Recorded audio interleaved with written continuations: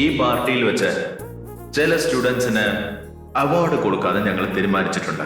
ആദ്യമായി mister rock star കാറ്റഗറിയിൽ നമ്മുടെ രാമാണ് ജയിച്ചിരിക്കുന്നത്.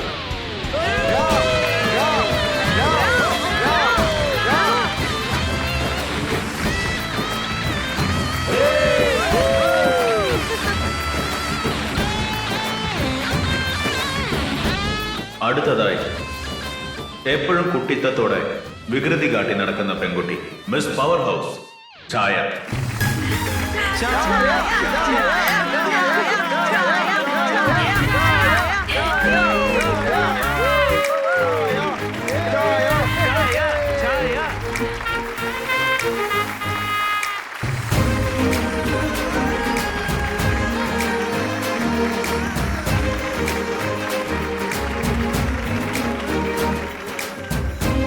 Mr. Superfast.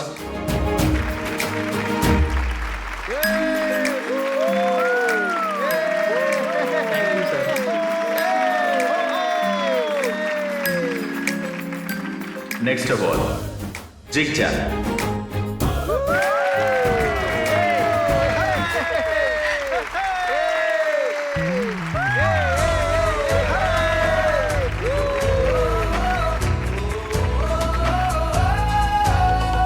Last but not the least, വിനയം, അച്ചടക്കം, സത്യസന്ധത, എല്ലാത്തിനുമുപരി നിഷ്കളങ്കമായ ഒരു പെൺകുട്ടി. അതുകൊണ്ടാണ് അവാർഡ് കമ്മിറ്റി ആ കുട്ടിയെ മിസ് ഇന്നസെന്റ് എന്ന് പ്രഖ്യാപിക്കുന്നത്. അത് മറ്റാരുമല്ല, അയോധ്യലങ്ക രാജലക്ഷ്മിയാണ്.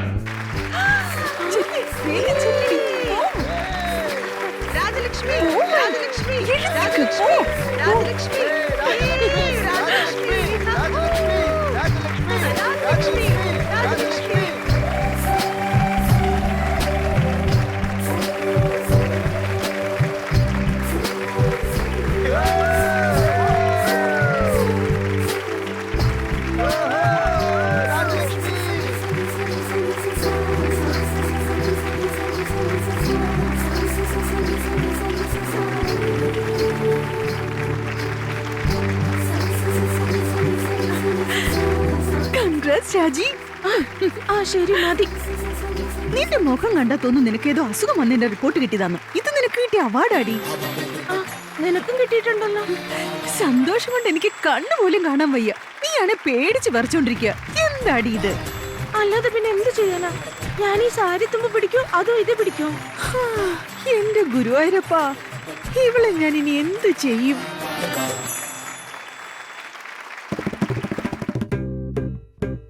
മിസ് പവർ ഹൗസ് എന്ന് വെച്ചാ ഭയങ്കര സ്ട്രോങ് ആന്നല്ലേ അർത്ഥം?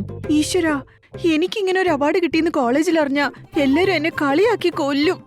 എനിക്കാണെങ്കിൽ നോക്ക്, മിസ് ഗോസിപ്പ് എന്ന ടൈറ്റിലാണ് തന്നിരിക്കുന്നത്. ഇതറിഞ്ഞാ ഇനി ആരും എന്റെ അടുത്ത് സീക്രട്ട് ഒന്നും പറയില്ല. പറഞ്ഞില്ലേലും നീ എങ്ങനെങ്കിലും അറിയാലോ.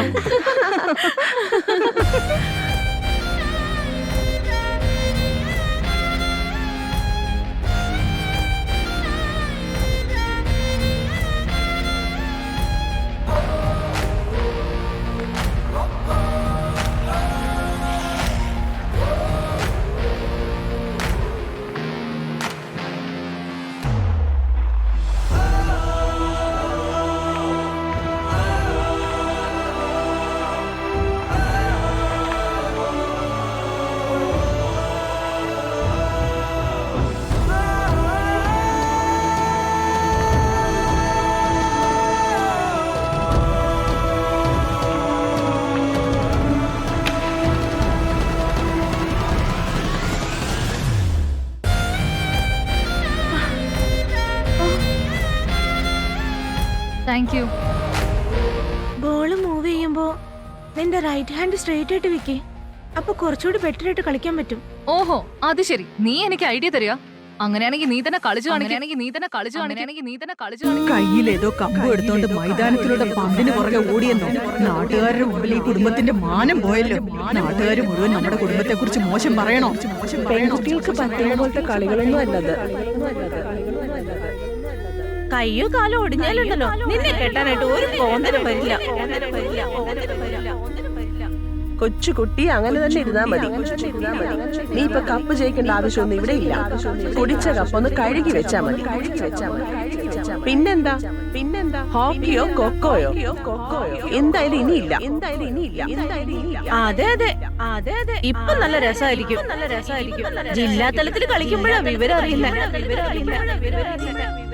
ഹലോ, എന്തേ പേടി തോന്നുന്നുണ്ടോ?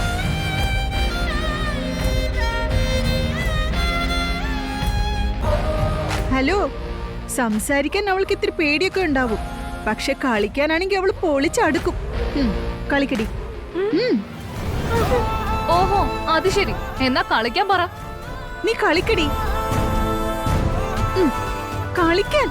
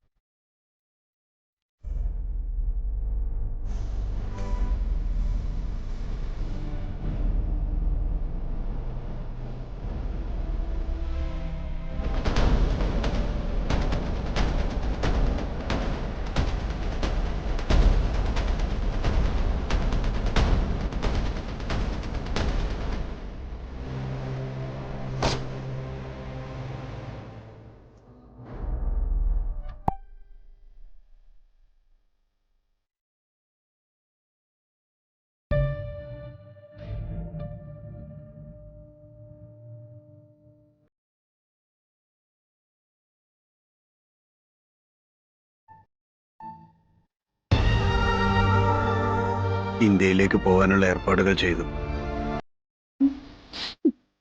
ആദിയുടെ ബാഗൊക്കെ ഞാൻ എടുത്തു വെച്ചോളാം. നിങ്ങൾ നിങ്ങളുടെ തുണിയൊക്കെ എടുത്തു വെച്ചോളൂ.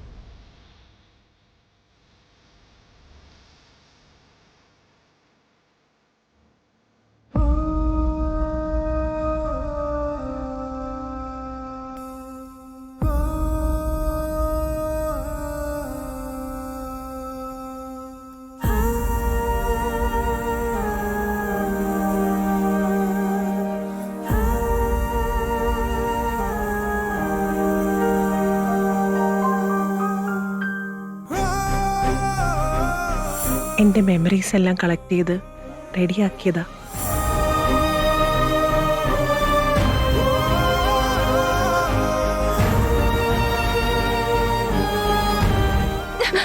എന്തേ കാണിക്കുന്നേ? ആരോട് ചോദിച്ചിട്ട് നിങ്ങൾ ഇത് എടുത്തത്? അതെന്താന്ന് പോലും എനിക്കറിയില്ല. ഇതിലെന്താ ഉള്ളതെന്ന് ഞാൻ അറിഞ്ഞാ മതി എന്നാ അമ്മ പറഞ്ഞേ. നിങ്ങൾ അറിയണ്ട. എന്റെ സാധനങ്ങൾ എടുക്കുന്നതിന് മുൻപ് പെർമിഷൻ ചോദിക്കരുതെന്ന് നിങ്ങൾക്ക് അറിഞ്ഞൂടെ? നമ്മൾ ഇന്ത്യയിലേക്ക് പോകാൻ വേണ്ടി നിന്റെ ഡ്രസ്സൊക്കെ എടുത്തു വെച്ചതാ. എനിക്ക് ആവശ്യമുള്ളതൊക്കെ ഞാൻ തന്നെ ചെയ്തോളാം. മമ്മയ്ക്ക് എനിക്ക് ഇടയില് നിങ്ങൾ വന്നതുകൊണ്ട് മാത്രം മമ്മയ്ക്ക് ഉണ്ടായിരുന്ന അസുഖത്തെ കുറിച്ച് എന്നോട് പറയാണ്ട് നിങ്ങളോട് പറഞ്ഞത്. എന്റെ മമ്മ ഏത് നേരത്തും എന്റെ കൂടെ തന്നെ വേണമെന്ന് വിചാരിച്ചു. പക്ഷെ അവസാന നിമിഷങ്ങൾ പോലും നിങ്ങൾ തട്ടിപ്പറിച്ചില്ലേ? അമേരിക്കയിലേക്ക് വന്നപ്പോ തൊട്ട് അമ്മയുടെ പുറകെ തന്നെയായിരുന്നു നിങ്ങള്. എന്നിട്ട് അവസാനം എന്റെ മമ്മ എന്നിൽ നിന്ന് അകറ്റിയില്ലേ? ഇതല്ലേ നിങ്ങൾ എനിക്ക് വേണ്ടി ചെയ്ത സഹായം? നിങ്ങൾ കാരണം മാത്രം അമ്മയ്ക്ക് അസുഖം വന്ന കാര്യം പോലും എന്നിൽ നിന്ന് മറച്ചു വെച്ചത്. അല്ലാത്തപ്പോഴൊക്കെ എന്റെ അടുത്ത് മമ്മ എല്ലാം ഷെയർ ചെയ്യാറുള്ളതാ. എന്നെ മനസ്സിലാക്കാൻ ശ്രമിക്കുകയാണെങ്കിൽ സത്യം എന്താന്ന് നിനക്കറിയാൻ പറ്റും. നിങ്ങൾ മിണ്ടി പോവരുത്. എനിക്ക് നിങ്ങൾ പറയുന്നൊന്നും കേൾക്കണ്ട. മര്യാദയ്ക്ക് പൊയ്ക്കോ ഇവിടുന്ന്. അല്ല മോളെ, ഞാൻ പറയുന്ന ഒന്ന് കേക്ക്. ഇറങ്ങി പോ. Get out.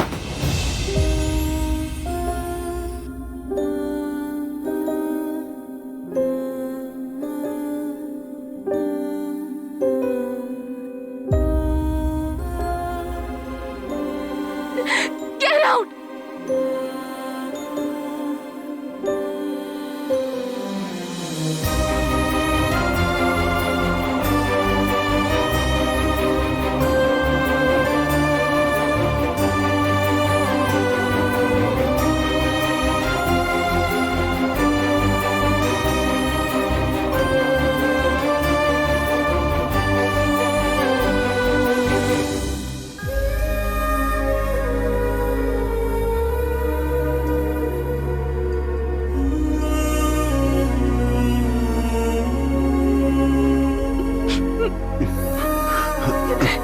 ആദ്യ, സന്ധ്യ നിന്നെ പ്രസവിച്ചിട്ടേ ഉള്ളൂ. പക്ഷേ ആ അമ്മയെ പൊന്നുപോലെ വളർത്തിയത് ആരാണെന്ന് അറിയോ നിനക്ക്? ഈ ജാനകിയ.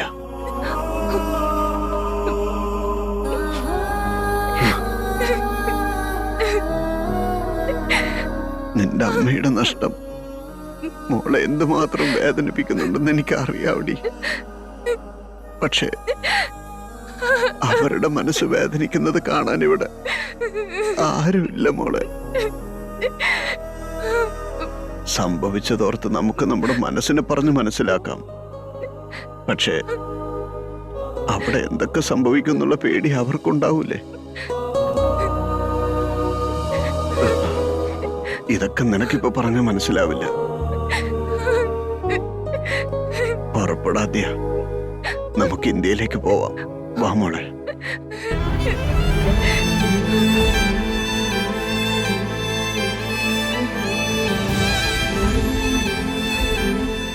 ഞാൻ വരുന്നില്ല ഡാഡി. ഇവിടെ വിട്ട് ഞാൻ എങ്ങോട്ടേക്കും ഇല്ല. ഇവിടെ നിൽക്കുമ്പോ മമ്മയുടെ കൂടെ ഉള്ളത് പോലെ തോന്നുക. മമ്മയുടെ നല്ല ഓർമ്മകളോടെ ഞാൻ ഇവിടെ തന്നെ നിന്നോളാം. ഇങ്ങോട്ടേക്ക് വരില്ല.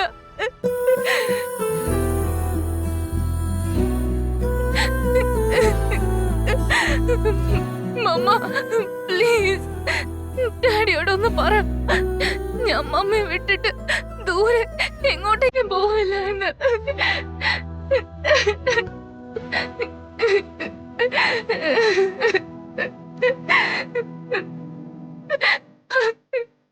മോളെ ആദ്യ,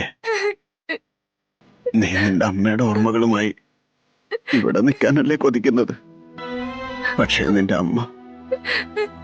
അമ്മയുടെ അസ്ഥി കൊണ്ടുപോയി നമ്മൾ രണ്ടുപേരുടെയും കൈ കൊണ്ട് ഭാരതപ്പുഴയിൽ ഒഴുക്കാനാണ് പറഞ്ഞിരിക്കുന്നത്.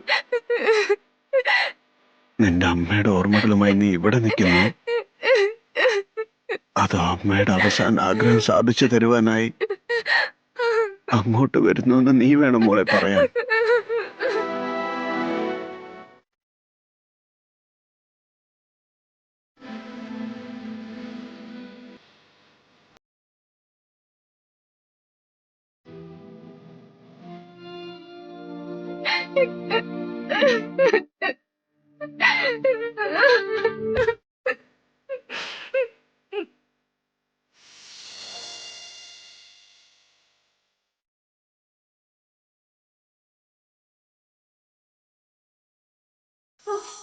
സ്വന്തം മോളെ പോലെ നോക്കിക്കോളാം. എനിക്ക് സത്യം ചെയ്തതായി ജി.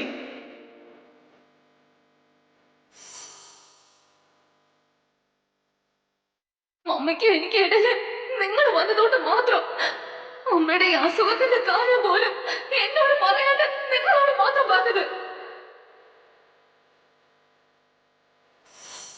എടുത്തുകൊണ്ട് പോകുന്ന ലഗേജ് അവിടെ തന്നെ ഇട്ടിട്ട് വന്നാലും സാരമില്ല. എക്സ്ട്രാ ലഗേജ് ഒന്നും തന്നെ ഈ അയോധ്യ ലങ്കയ്ക്കകത്ത് വന്നു പോകരുത്.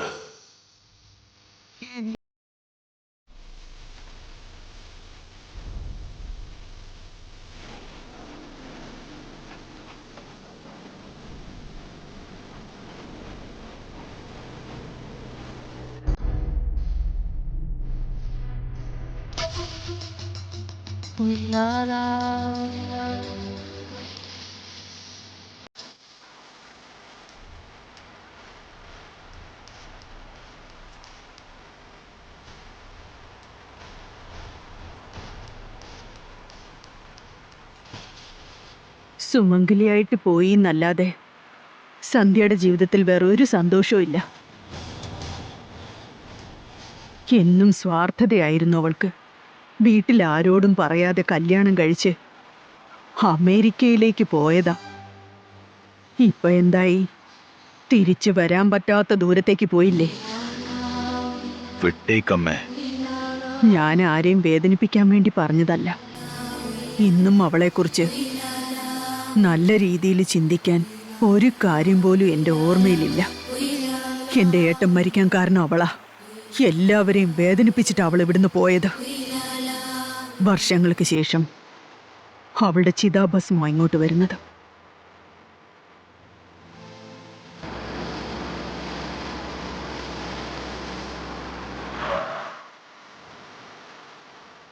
കാറ് വന്നു കഴിഞ്ഞു.